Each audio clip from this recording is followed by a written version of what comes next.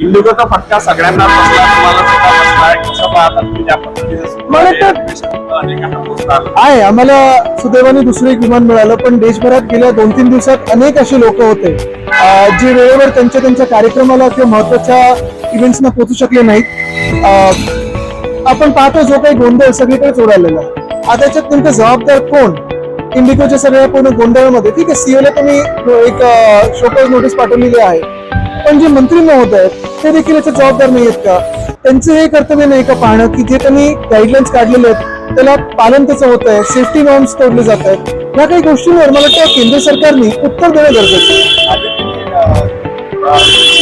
म्हटलं आहे की समजा विमान नाही आहे तर समृद्धीने यावं. बरोबर आहे, पण आमच्यासारखी किंवा आपण इथे अधिवेशनात येणार येऊ शकतो, पण काल आपण पाहिलं असेल एक जोडपं त्यांनी डिजिटल लग्न केलंय. कितीतरी लोक आपण पाहतोय, हाल पाहतोय, त्रस्त किती आहेत आणि कुठेही काही माहिती नव्हती त्या दिवशी. म्हणजे ते फक्त म्हणून बोलायचं चांगलं की तुम्ही ह्याच्यानी या आणि त्याच्यानी या, कोण वंदे भारतनी या, ते सगळं ठीक आहे, पण जे एव्हिएशन सेक्टर 2014 पर्यंत आपण पाहत होतो केवढे तरी विमानं वेगवेगळ्या एअरलाईन्स होत्या, 2014 नंतर काय झालं त्याच्यात मोनोपोली आलेलं, का मारलं गेलं सेक्टर? दुसरी धक्कादायक गोष्ट ही देखील आहे, आपण पण ह्याचा अभ्यास करा. अनेक आपल्या देशात जे नवीन एअरपोर्ट्स उडानमध्ये बनवलेले आहेत, ते एअरपोर्ट्स त्याच्यावर हजारो कोटीचा खर्च झालाय आणि आता बंद आहेत. कामगार सेनेचा वाद मोठा उफाळलेला आहे. बैठक सुद्धा घेतली होती. कसं पाहता हा वाद हळूहळू वाढत जाणार? माझी इच्छा आहे की हा वाद वाढू नये, पण जर भाजपने राडा करण्याचा प्रयत्न केला, कुठेही वातावरण खराब करण्याचा प्रयत्न केला तर त्यांना उत्तर दिलं जाईल. ह्याच्यात एक आपण टॅक्टिक पहा, भाजप असं करतं. मुंबईत आता 2 पंचतारिका हॉटेलमध्ये केलेलं आहे. पहिली गोष्ट म्हणजे पोलीस बंदोबस्तला होतं आणि त्यांच्या मागून SRPFच्या मागून लपून ते भाजपची काही टोळी येते आणि स्वतःचा बोर्ड लावण्याचा प्रयत्न करते. त्याच्यातून 2 गोष्टी येतात. एक, स्वतः काही करण्याची हिंमत नाहीये, पोलिसांचा वापर केला जातो. पण दुसरी गोष्ट म्हणजे जे काही सरकारी बाकीचं पण म्हणजे यंत्रणा, महानगरपालिका असेल वगैरे, त्याच्या माध्यमातून तिकडचे हॉटेल्स असतील, इंडस्ट्रीज असतील, त्यांना दमदाटी केली जाते. आणि ही दमदाटी केल्यानंतर आपण पाहताय तिकडचं वातावरण कसं खराब होतं. म्हणजे येणारे जे पर्यटन देखील आहे ते देखील भाजप घालवण्याचा प्रयत्न महाराष्ट्रातून करत आहे. जसे उद्योग गुजरातला पळवले तसं पर्यटन देखील पळवण्याचा प्रयत्न.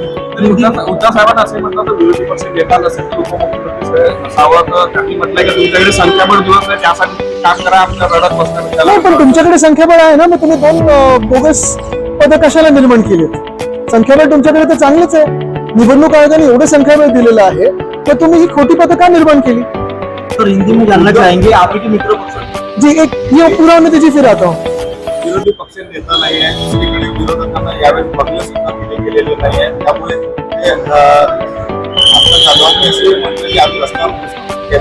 सगळं जे वातावरण बघा, तुम्हाला सांगतो ह्याच्यातून जो सत्ताधारी पक्ष आहे भाजप आणि त्यांचे जे 2 मित्र पक्ष आहेत म्हणजे ॲनाकोंडा आणि 2 विषारी साप, ह्यांची वृत्ती ही काय की सगळं काही ढापायचं, सगळं काही हटवायचं आणि स्वतःकडे ठेवायचं.